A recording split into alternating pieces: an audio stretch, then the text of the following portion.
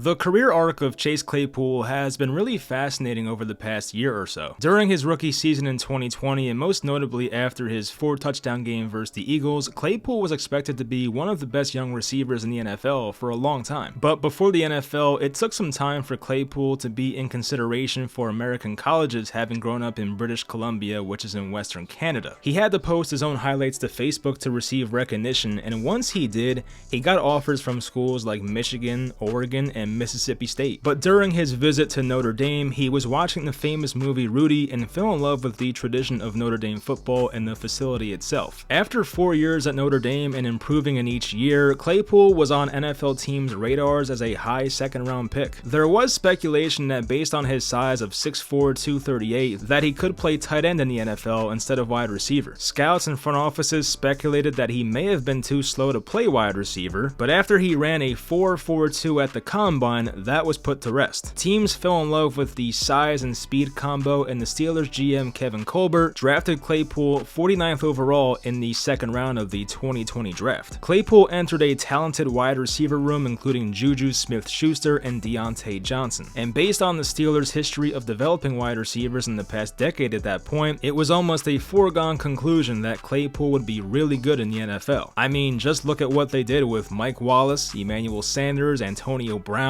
Juju, and Deontay Johnson. Their resume for wide receiver development is very impressive. It didn't take long for Claypool to show his potential. In Week 2 versus Denver in the Steelers' home opener, Claypool took a Ben Roethlisberger pass 84 yards to the house. Seeing someone that size be able to outrun a cornerback and safety for a long touchdown was impressive to say the least. 2 games later in Week 4 is when Chase Claypool really put the NFL on notice. In a 38-29 win over Philadelphia, Claypool found the end zone 4 total times, including one of those being a rushing touchdown. When it was a 2-point game late in the fourth quarter, it was Claypool on a seam route that put the final nail in the coffin for a 35-yard touchdown, sending the Steelers to 4-0 that year. He already looked like one of the most dominant players in the NFL, and it was only his 4th game. His career got off to a fantastic start, and to make it even better, his team, the Steelers, got off to an 11-0 start. Some of you may remember this, maybe not, but this was around the time where Chase Claypool sent out the infamous tweet saying, "Losing, never heard of her." And while Pittsburgh would win their next 4 games after that, they ended up losing 5 of their last 6 games, including a loss in the wild card round to the Cleveland Browns. On the bright side, he did score 2 touchdowns in his first playoff game, although it was a loss. Even almost a year later, Claypool doubled down on that tweet and pretty much made it about himself rather than the Steelers. A nice recovery, I guess. Even though it ended with a lot of losing, Claypool individually had a fantastic rookie season, scoring 11 total touchdowns and close to 900 receiving yards. His 873 receiving yards placed 4th among rookies that year, only trailing names like Justin Jefferson, CeeDee Lamb, and T. Higgins. And my god, that 2020 receiver class was stacked. Year 2 for Claypool wasn't necessarily an improvement, but his numbers were slightly better compared to his rookie year. He did regress big time in touchdowns, going from 11 touchdowns the year prior to only 2 the following year. He finished just 44 yards shy of 1,000 scrimmage yards, and his 96 rushing yards on 6.9 yards per attempt were a big help. He did face injuries for the first time in his NFL career, including an ankle sprain, a hamstring pull, and a sprained toe. He did play in 15 of 17 games, which is good, but I think everyone was hoping for a true breakout year in year 2. Year 3 for Claypool brought on a rookie quarterback in Kenny Pickett, and obviously the Steelers offense struggled big time in the first half of the season. Through the first 8 games of 2022, Claypool only had 1 game over 50 yards receiving, but did turn in a 96-yard game versus Tampa Bay. Around the trade deadline, Pittsburgh was 2-7, and speculation began of whether the Steelers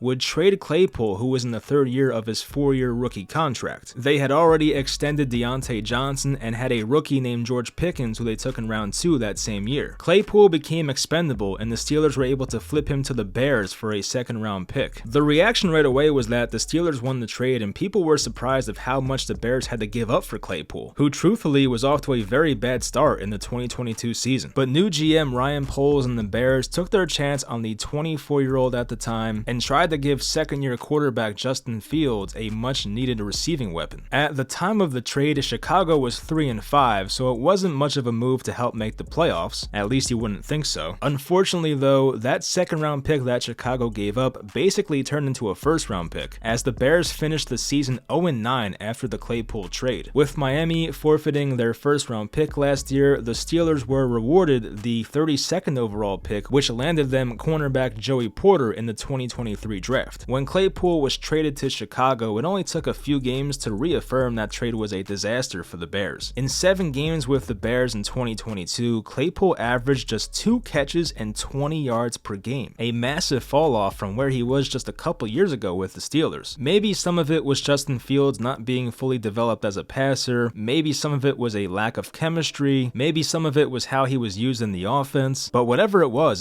definitely concerning. During the 2023 offseason, the comments about Claypool were not positive to say the least. He was criticized for not being self-motivated and did miss some training camp due to a hamstring injury. Claypool himself spoke out about the importance of the 2023 season, saying, "It's the biggest year of my life and I understand that. If anybody thinks my work ethic is not matching that, they are deeply mistaken." And it certainly seems like Claypool is aware of the public perception of him since he's been a Bear. Maybe people weren't happy with how I dealt with the offseason, but that's only the perception that was given to them and not the reality that's true. I remember almost blowing out my knee against the Packers and being done for the game and kind of pleading to get back in and putting my knee brace back on and went back in and tried to help my team win. So if there's any questions on how much I'm willing to do to help this team win, there shouldn't be. So from the man himself, he sounded motivated and said all the right things, but actions do speak louder, and let's see his actual effort in the first game of the season for the Chicago Bears in 2023. His effort while run blocking was not even near 100%. He dropped a couple passes, one of them was tipped to be fair. He half-assed some of his route running and had a hilarious flop attempt to draw a penalty. Once social media got a hold of that game tape, it blew up and Claypool was being criticized the entire week. When Bears head coach Matt Eberflus was asked about the possibility of making Claypool a healthy and active, he responded with, "We're looking at all possibilities." And to be honest, I thought there was a real chance he was going to do it. Turned out though, he was active for week 2, and guess what? He actually scored his first touchdown as a Chicago Bear and caught 3 passes for 36 yards total. The problem is that the Bears lost again, and they have still not won a game since the Chase Claypool trade. Overall, they are 0-11 since the Claypool trade and right now are double-digit underdogs in Kansas City this weekend, which of course is not entirely a Claypool problem individually. That's more on the Bears front office, not the player himself. And speaking of the Bears, they look like a complete dumpster fire right now. Justin Fields in year 3 looks awful. Matt Eberflus is very much on the hot seat at this point. Their offensive coordinator Luke Getsy is getting criticized by everybody. Their defensive coordinator, now former defensive coordinator, had his house raided for God knows what, and on top of it, the Bears apparently lost $100,000 worth of equipment stolen from their facility. So clearly it's not just a Claypool issue, but he's certainly not helping the situation either. This does lead us to the question though of what happened to this once bright young receiver who is still just 25 years old. And honestly, I don't know. Usually there's a pretty simple answer for these things, but going over his injuries, there's nothing catastrophic like an ACL or Achilles injury. He's had a couple hamstring injuries, a toe, an ankle sprain. He's had a couple shoulder injuries, but once again, nothing too alarming for a 4-year player in the NFL. It's either A, he has not meshed with Kenny Pickett and Justin Fields as compared to Ben Roethlisberger, who was his quarterback his first 2 years, or B, he's immature, has a bad work ethic, and just doesn't care. Honestly, I'd hate to bash the guy for effort, and I'd never met the guy, of course, but the signs of lack of effort and immaturity are definitely there. Remember 2021 at Minnesota? It was a Thursday night game, and Claypool converts a 4th and 1 and celebrates his own first down. The problem was the Steelers were down 8 with no timeouts left, and there was under 40 seconds to go in the game. To make matters worse, when Steelers guard Trey Turner went to rip the ball from him, it got loose and wasted an extra 7 to 10 seconds or so. And also, you can see Claypool screaming at Trey Turner, who was just trying to do the right thing. The Steelers ended up losing that game as well. And not only that, but Claypool has had numerous taunting penalties, and ones that refs definitely let slide that easily could have been called. He's also taken multiple shots at Steelers offensive coordinator Matt Canada, even when he was already on the Bears. And the Canadian taking shots at Canada is just uncalled for. I had to make that joke, sorry. Claypool was big on making TikToks with Juju when they were teammates. His own channel shows him vaping as well, and he seems like the type of player that just points fingers elsewhere instead of taking his own accountability. There's still a lot of time left in the season to change the narrative, and for his sake I hope it's soon because he's in a contract year. Performing well the rest of the year versus performing bad the rest of the year could be the difference of tens of millions of dollars. We'll see what happens with Claypool and the Bears, but anyway, I hope you guys enjoyed the video. Be sure to leave a like like and consider subscribing,